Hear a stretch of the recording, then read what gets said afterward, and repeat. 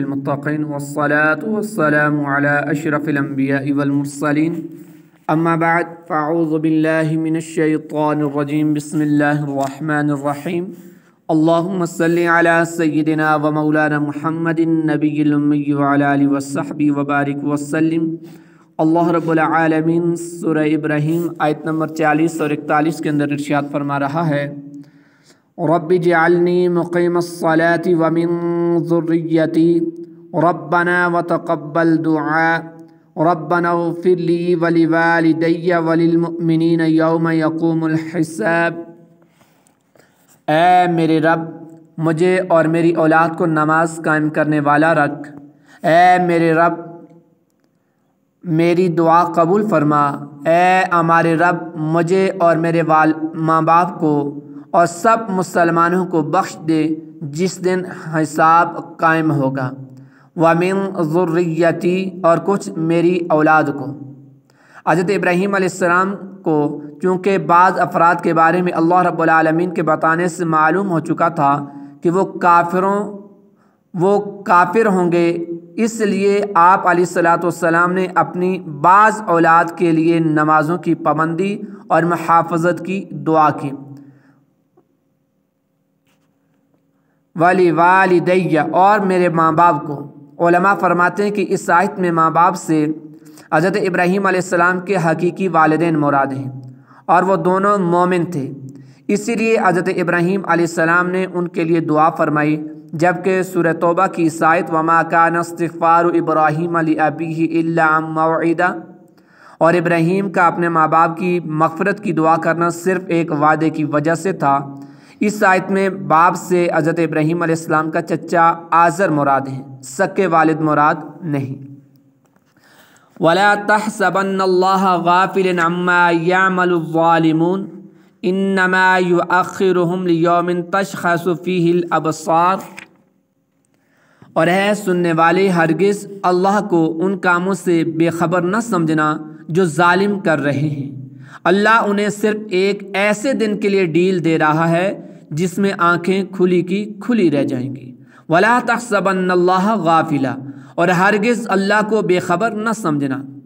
اس آیت میں ہر مظلوم کے لیے تسلی اور ہر ظالم کے لیے وعید ہے۔ آیت کا معنی یہ ہے کہ اے سننے والے تم یہ نہ سمجھنا کہ اللہ تعالیٰ ظلم کرنے والوں کو سزا نہیں دے گا، اور نہ ہی ظالموں سے عذاب مؤخر ہونے کی وجہ سے غمزدہ ہونا، کیونکہ اللہ تعالیٰ انہیں بغیر عذاب کے صرف ایک ایسے دن کے لیے ڈیل دے رہا ہے جس میں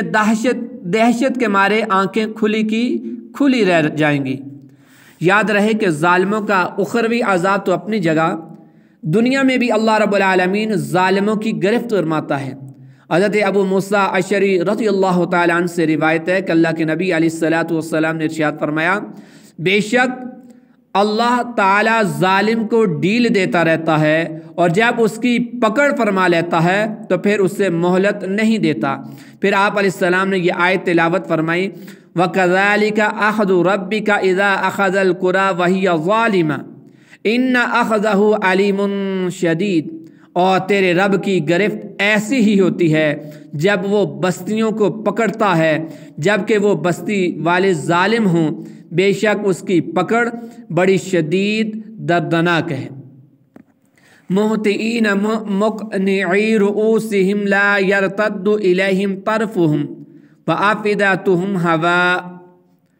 لوگ بے تاشا اپنے سروں کو اٹھائے ہوئے دوڑتے جا رہے ہوں گے، ان کی پلک بھی ان کی طرف نہیں لوٹ رہی ہوگی اور ان کے دل خالی ہوں گے۔ مہطعین لوگ بے تاشا دوڑتے ہوئے جا رہے ہوں گے، یعنی قیامت کے دن کی دہشت اور ہولناکی سے لوگوں کا حال یہ ہوگا کہ وہ اپنے سروں کو اٹھائے عرصہ محشر کی طرف بلانے والے حضرت اسرافیل علیہ السلام کی طرف بے تاشا دوڑتے جا رہے ہوں گے اور ان کی پلک تک نہ چپک رہی ہوگی کہ اپنے آپ کو ہی دیکھ سکیں، اور ان کے دل حیرت کی شدت اور دہشت کے مارے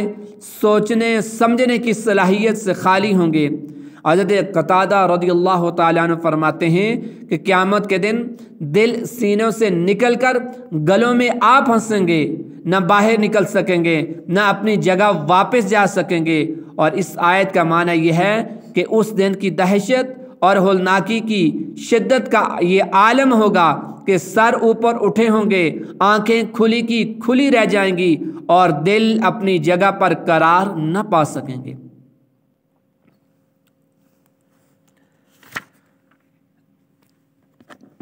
اللہ رب العالمین ایک اور مقام پر ارشاد بھی فرماتا ہے، اقترب للناس حسابهم وهم في غفلة معرضون ما يأتيهم من ذكر من ربهم محدث إلا استمعوه وهم يلعبون لاهية قلوبهم۔ لوگوں کا حساب قریب آ گیا اور وہ غفلت میں منہ پھیرے ہوئے ہیں۔ جب ان کے پاس ان کے رب کی طرف سے کوئی نئی نصیحت آتی ہے تو اسے کھیلتے ہوئے سنتے ہیں، ان کے دل کھیل میں پڑے ہوئے ہیں۔ اقتربت الساعۃ وانشق القمر، قیامت قریب آ گئی اور چاند پھٹ گیا۔ اور ایک اور جگہ اللہ فرماتا ہے، انہم یرونہ بعیدا ونراہ قریبا، بے شک وہ اسے دور سمجھ رہے ہیں اور ہم اسے قریب دیکھ رہے ہیں۔ وما یدریک لعل الساعۃ تکون قریبا، اور تم کیا جانو شاہد قیامت قریب ہی ہو۔ پھر ہماری سب سے اچھی حالت تو یہ ہے کہ ہم اس قرآن پاک کے سبق پر عمل کریں، لیکن ہم اس کے معنی میں غور نہیں کرتے اور روز قیامت کے بے شمار اوصاف اور ناموں کو نہیں دیکھتے اور اس کے مصائب سے نجات کے لیے کوشش نہیں کرتے۔ ہم اس غفلت سے اللہ تعالیٰ کی پناہ چاہتے ہیں اور اللہ تعالیٰ اپنی وسیع رحمت سے اس کا تدارک فرمائے۔ وَأَنذِرِ النَّاسَ يَوْمَ يَأْتِيهِمُ الْعَذَابُ فَيَقُولُ الَّذِينَ ظَلَمُوا رَبَّنَا أَخِّرْنَا إِلَىٰ أَجَلٍ قَرِيبٍ نُجِبْ دَعْوَتَكَ وَنَتَّبِعِ الرُّسُلَ أَوَلَمْ تَكُونُوا أَقْسَمْتُم مِّن قَبْلُ مَا لَكُم مِّن زَوَالٍ، اور لوگوں کو اس دن سے ڈراؤ جب ان پر عذاب آئے گا تو ظالم کہیں گے، اے ہمارے رب تھوڑی دیر تک ہمیں مہلت دے دے تاکہ ہم تیری دعوت کو قبول کر لیں اور رسولوں کی غلامی کر لیں۔ کہا جائے گا، اے کافرو، تو کیا تم پہلے قسم نہ کھا چکے تھے کہ تمہیں تو دنیا سے ہٹنا ہی نہیں؟ وَأَنذِرِ النَّاسَ، اور لوگوں کو ڈراؤ۔ اے نبی مکرم صلی اللہ علیہ وسلم، آپ لوگوں کو قیامت کے دن سے ڈرائیں، اس دن جب ان پر عذاب آئے گا تو شرک اور گناہ کر کے اپنی جانوں پر ظلم کرنے والے کہیں گے، اے ہمارے رب تھوڑی دیر کے لیے ہمیں دنیا میں واپس بھیج دے اور ہمیں مہلت دے دے تاکہ ہم سے جو قصور ہو چکے ان کی تلافی کرتے ہوئے تیری توحید کی دعوت قبول کر لیں اور تیرے رسولوں علیہم الصلاۃ والسلام کی غلامی کر لیں۔